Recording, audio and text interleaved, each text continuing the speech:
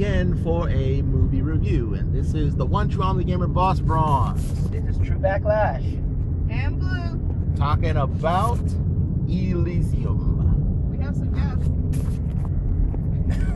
Yeah, let them introduce themselves if and when they want to, and they don't want to. So We have a live studio audience today, folks. We do.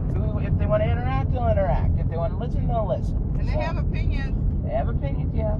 yeah, of course, everyone has opinions. I mean, but again, we're not that kind of show.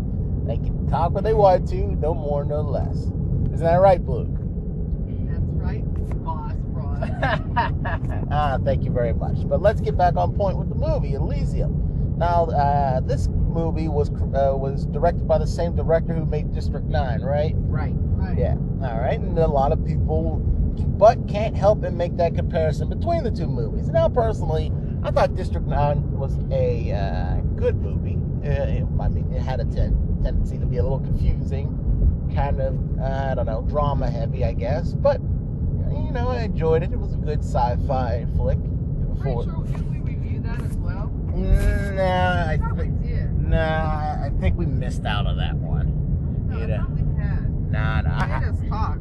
No, we probably did that without a recording device. We talked about it, but we didn't talk about it with a recording device. And I'm pretty sure I didn't post it online.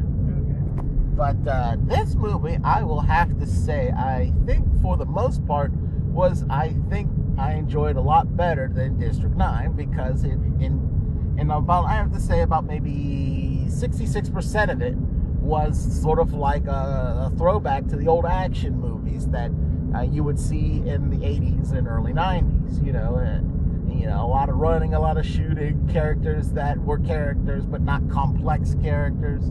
You had a good guy, sort of. You had a bad guy, most definitely, and you had a goal to complete in a certain amount of time, which was great. Matt Damon plays as Max, a down-on-the-luck former criminal who was, down on the luck is former criminal. And he also has the added benefit of living in the future, which, by the way, what's this, like the fifth, like, dystopia or some oddball future type movie to come out this year? What we got? After Very apocalyptic whole span of films. I know Pacific Rim and Oblivion are two. Yeah, don't forget about After Earth, Will Smith's movie. Yeah. What else? I guess the Lone Ranger wouldn't count, huh? Not really. But who was the one that Tom Cruise was in? That's Oblivion. That's Oblivion. Okay, Yeah. Yeah, so this must be a trend for this year. Just having these movies showing like the various paths humanity could take in the nearby future. This one, it's sort of like what we have now to the nth degree, meaning that the top richest people everywhere on the earth just say, you know what, Earth's a dump, let's make a space station and live there. And that's what they did. Everyone, the most influential, the most richest people of the planet Earth live on a space station called Elysium, which is sort of like a paradise. Elysium. The habitat for the elites. Of the extreme elite. Like, so rich, they can throw away, like, $100 bills just because they can. So rich, we can heal oneself. Oh, yeah. You can heal all types of things. You can heal cancer. You can heal disembodied limbs. You can heal full face frontal blown offity. Yeah. Yeah, but no mental damage, just physical, which is sort of like a interesting duality of the movie. They can heal physical injury, not mental. And also a true credence of man's limitations, even in a perfect utopic world. Also, if you got like a little spark of life, the machine can heal you from that little spark of life. But if you're 100% dead, you can't come back. And as long as you don't have that brain damage, like you mentioned, they can only do so much. They can bring you back, but your brain out attack won't work. I'll be honest with you, I don't think I want to come back as a zombie. I mean, No. I'm already sick of zombies in movies and TV shows. Yeah, speaking of zombies, that was another kind of apocalyptic. Oh, yeah. Yeah. World War Z. Well, World War Z. All right, I'll count that one, yeah.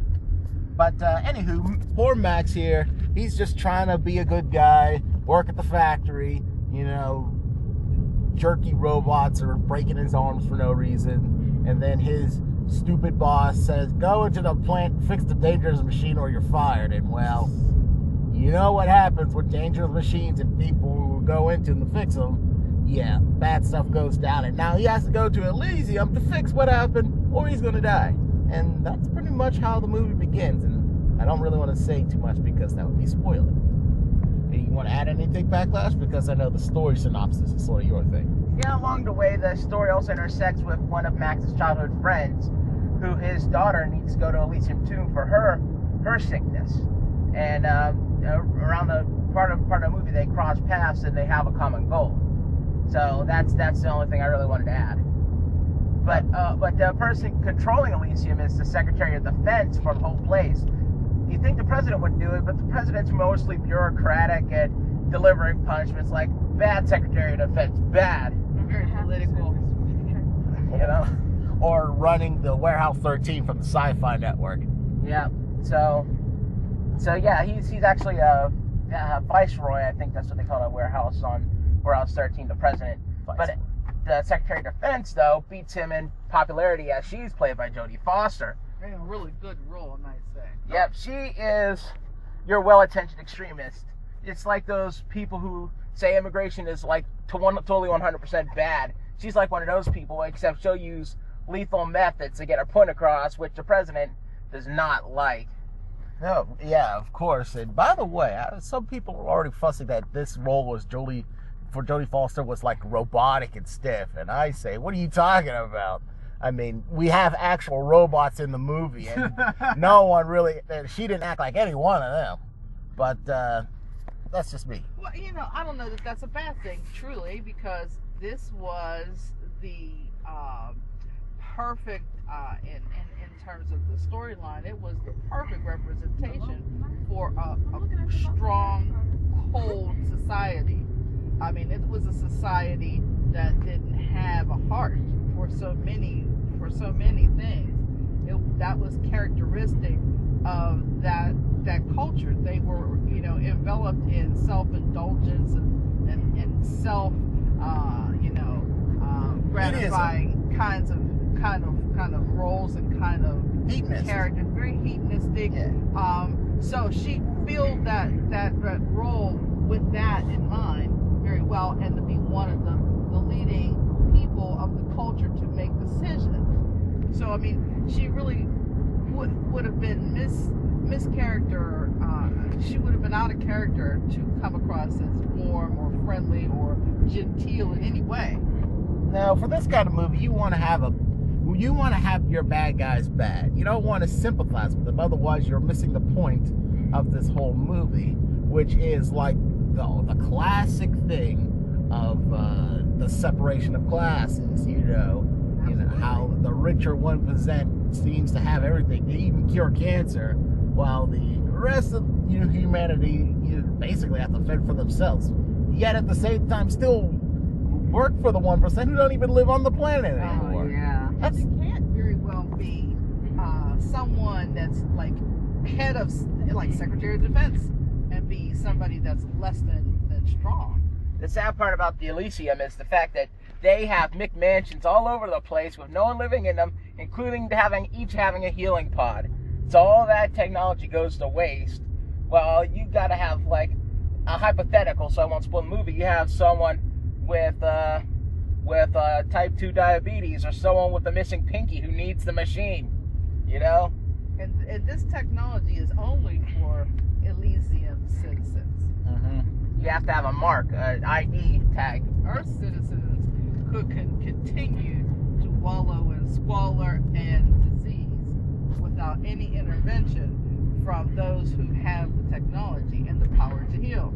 Meanwhile, the Elysium citizens that go to Earth that we've seen, they can look down on you as far as they want. The jerky boss that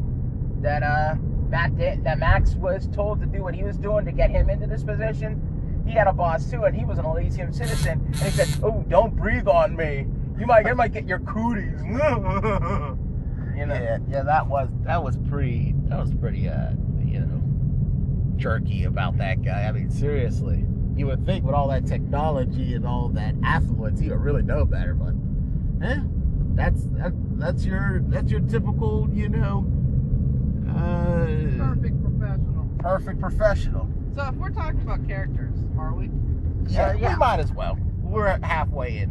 When we're talking about characters, I gotta say, you know, for all the cold-hearted displays of lack of affection shown by Elysian citizens, was totally different of that of Earth. Yes, Earth didn't have the class or the affluence that was obviously in the Elysium culture, but they had heart, they had strength, they were brave, they took chances, they had drive, they wanted to live, they wanted to fight, didn't want to die, and were willing to help one another, wanted to truly befriend one another. And those were characteristics that you could see over and over and over again in the characters of people of Earth.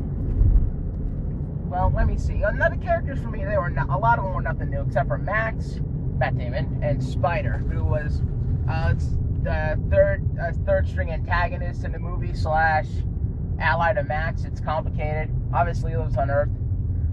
They were the only two characters that really standed out. It's not like carbon cutouts of every other action movie and apocalyptic movie I've never seen.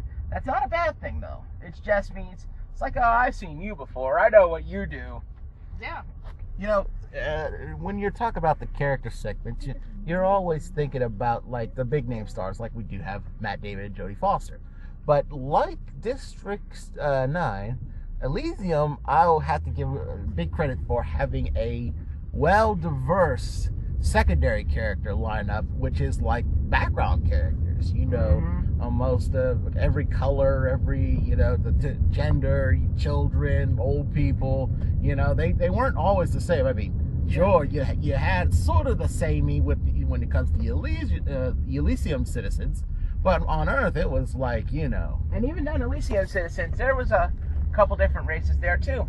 I agree, but you know, you never have so much diversity in other films, you know. Right. There's always a set character makeup for background characters, but they kept it varied, and I appreciated that. Especially like Backlash did it, you know, it's nice to see that the future holds people of color. Oftentimes these futuristic films are very narrow-minded and short-sighted and only show, like you say, Bronze, just one slice of life. It's hard to believe that one slice of life would exist in the future and no other. All right, a little bit of a spoiler. I don't want to offend anybody, but I just gotta say, I don't think the black dude, and you'll know what I'm talking about, he didn't die. Yeah, he didn't die. I was proud of that. You know, he is nowhere near important in this movie per se, but he made it through the time he was introduced all the way to the end. That was awesome. And I found it hard to believe that the people who were totally called red shirts in the movie were droids. Oh yeah, that was great. You can always destroy a red shirt droid. It's always fun to do so. And speaking of which, let's transition. Unless you guys want to say anything else about the characters. Because I'll spoil if I do. All right, let's move on to the action. And my goodness, there are plenty of good action scenes. You know, the movie is not all action. It does have a nice action movie feel, but they do it in little spurts here and there. But they're well worth the action movie label I gave it, because, you know, the way they do kills in this movie are very visceral, very realistic. And you know, a lot of this is CGI, which, by the way, people, just don't be that person that say CGI is suck, because it doesn't suck. No, it doesn't actually. Please let go of the prequel movies of Star Wars as your defense why CGI sucks. That was 10 years ago. Or better. Or longer. I don't know. Yeah, it's a new world. Get over it. Technology has moved forward. Why haven't you? Here is a good example. In Elysium, the CG is downright realistic. It's hard to tell where it begins and where it ends. And I think they use a lot of just plain old good old FX. Oh yeah. FX galore. I think that's called practical effects. Yeah, there you go. Yeah. So don't have to feel that you don't get your dose of humanity. Yeah, and you know, I don't want to give too much away, but when the action scenes happen, a lot of things will happen. Things will explode, or they'll get eviscerated. It's a little graphic. I'll be honest with you. All right. Well, except for that one part, it was all a little graphic. Little graphic. Except for that one part. There was quite a few parts that were graphic. At least they didn't have. All right. The guests say it was more than a little graphic. Fine. Maybe I'm just. Maybe that's just me. Maybe I just desensitized for all the gaming I've played throughout my years. But still, it's not that it was a bad thing. I quite enjoyed it. It was gave me like an ooh and ah. Yeah. You got that right. You definitely got the ooh and because a lot of times you were like seeing this in front of you and it happened so quickly you had no option. You couldn't even turn away. It was like in your face, like oh. they were downright liberal with how they were, just taking out these guys, and and the main bad guy, sub bad guy, or the main bad guy, or wherever, he was downright psychotic. Oh yes. He made this sort of thing fun. Just the things he was saying. Though I'll be honest with you, and I don't want to sound like that kind of guy, but I can hardly understand what that accent of his. He sounded like the Tasmanian devil. He reminded me of Tim Ross in The Incredible Hulk. He played the Abomination before he got turned into the Abomination. Right. And even after, but by then he had a monster voice, bro. But I mean, that's why I thought that was him, but I just don't know actors that well. And then at the same time, just when you thought he was going away, he came back. I like that. Yeah, but I mean, it confused me. What was he? French, South African, Australian? He was Aussie, dude. He was Aussie. Fighting around the world. Fight.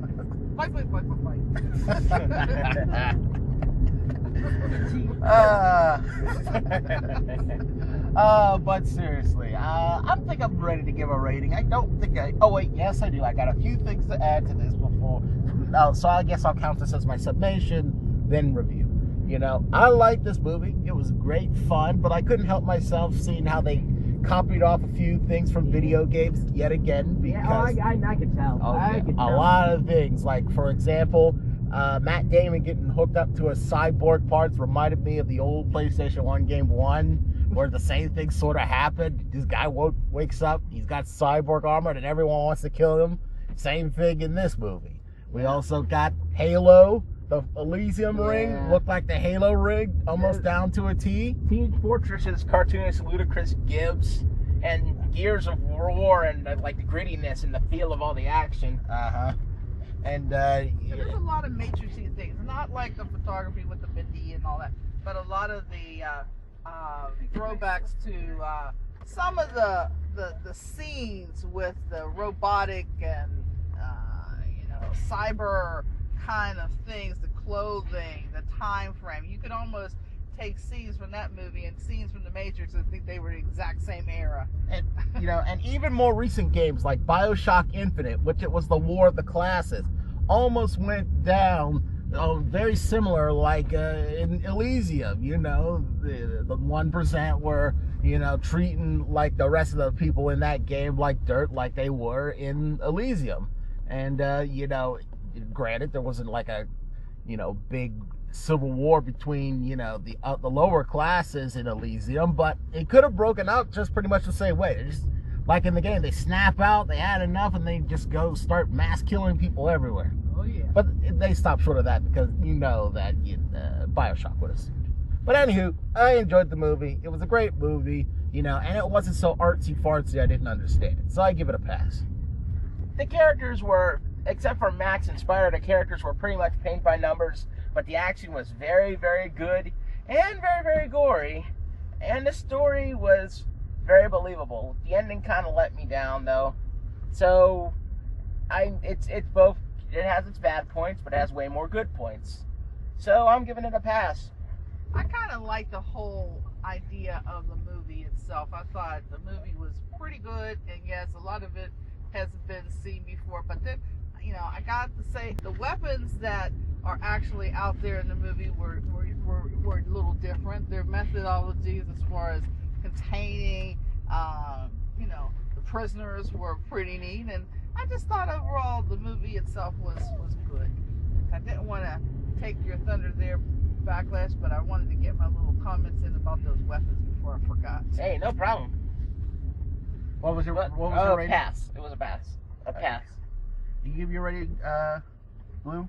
Didn't give my rating yet. I actually liked it a lot. I was disappointed too with the ending myself. Not in the sense that it wasn't a good ending. It was a good ending. But I would have liked to have seen a different ending. Yeah. I thought the ending was a little predictable, personally. Yeah. I would have liked to have seen a different ending. And I would have liked to have seen a little bit more Jodie Foster. I think. Yeah, I was kind of surprised how her character was handled. Yeah. And I would have liked to have seen. Here we go, right? Why wasn't I just there doing the whole film, right? But I would have liked to have seen even the bad guy come back. I liked the bad guy enough to not let him be done. But didn't he come back? He did. But then I would have liked to have seen him come back yet again. But he did, and he didn't exit until almost the near end of the movie. Well, yeah, but I wasn't done with him yet. He was just such a tough meaty that I thought that with him being the central bad guy, and he really had some neat little minions, I thought they were pretty good. I like the minions too. Yeah. Yeah, and I think that for them to be representative of the dark side of the perfect world, right? Mm-hmm. The ones that do the dirty deeds of the Yeah. perfect world. I think there was so much more. It looked like once they got to Elysium, they were going to clean up and still be dirty. But, they didn't get a chance to expand that. I think there was a little storyline that they could have really rolled with right there. But overall, I thought the movie was very good. I even will go as far as a Platinum Plus because I liked it that much. I just would have changed some of the features of the things that I didn't like had this have been a perfect world. Hey, I'm a little surprised, but I can see why you liked it. You would like it so much. I did enjoy the bad guys. He was definitely a bad dude. Yeah. And Jodie Foster, she was like the intelligent bad dude, but the other bad dude was like that thuggish bad dude who you barely had control with in the first place, and that always makes a movie nice. I mean, don't get me wrong. After the guy goes through insert spoiler here, he really just gets really super evil. But make no mistake, before that happens, he is selfish, immoral, nasty, cruel, murderous. He's disgusting. He's an evil, terrible person, and it makes there's a reason why he was pretty much either kicked out of Elysium or at the very least, Hey, careful. or at the very least got the punishment he got. Well, you would say affably evil, right? No, because TV shows put it affably evil as like someone like David Xanatos from Gargoyles. They do evil things, but they're nice about it. They're very kind. They're very friendly. No, this guy is faux affably evil at best. They pretend to be nice, but eventually their true color show through their overall actions. Like taking over the world and still being nice, that's one thing, but taking over the world and putting toxic waste in the water supply, that's faux affably evil. Or acting nice initially, then acting like a brute, a thug, a monster, that's also faux affably evil. All right, I'll buy that. And also, you know what? Since we've been talking so much about him, I think the next movie should be about him and his cronies and the affably evil stuff he's done before he got. I wish that would. You know what? I wish that was the case, but I don't think that's going to happen. No. But we can dream, can't we? And he lived. See, so there's a chance. And he lived, or he got cloned or something. We perceived him to be. I bet they have cloning technology. Just grow him back or something. But you know what? It's time to wrap it up because we got other errands to run, and this looks like. So this is the one true Omni Gamer Boss Bronze. This is True Backlash. And Blue from Elysium. And I got Blue without pulling out the stupid little trailer this time.